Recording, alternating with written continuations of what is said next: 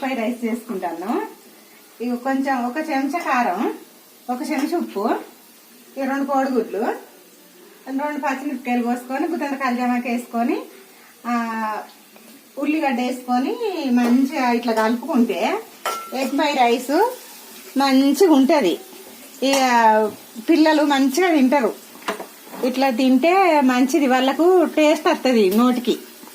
కొంచెం పసుపు సుత వేయాలి, అన్ని జీలకర్ర, మన మెంతులు, కొంచెం పసుపు, అల్లం అన్నీ వేసి చేసుకుంటే మంచిగా ఉంటుంది. పిల్లలు మంచిగా తింటారు, రుచి ఉన్నదని.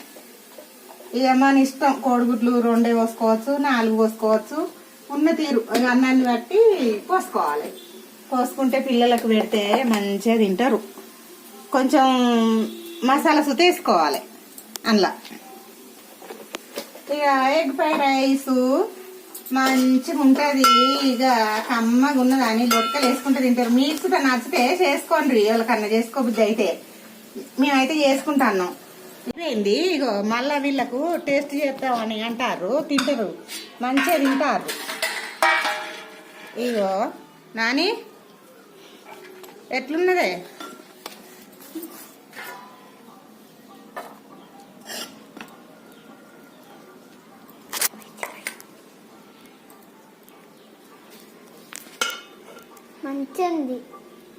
మంచిగా ఉన్నదా నాని?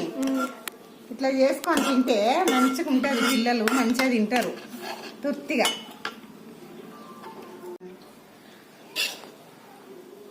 ఇక కుండల నీళ్లు చిన్న పాటలు ఉన్నా కానీ మీ ఇంటి ఇక కుండలలో నీళ్లు పట్టుకొని వీళ్ళకు ఇట్లా తాగిపిస్తే, ఈ చెములు రాయి చెములలో గిలాసాలలో నీళ్లు పెట్టి తాగిపిస్తే చల్లగా ఉంటాయి. ఇక మంచిగా తాగుతారు. ఫ్రిడ్జ్ లో పెట్టిన దానికంటే చల్లగా ఉంటాయి. ఇగో పటువ, చిన్న పటువ ఉన్నది మా ఇంట్లో.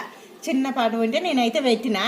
మీకు సుతా మీ ఇళ్ళల్లో పటువలు ఉంటే పెట్టుకోండి. పెద్ద పెద్ద కుండలు తెచ్చుకోవాలని ఏం లేదు, రంజన్లు తెచ్చుకోవాలని సుతా లేదు.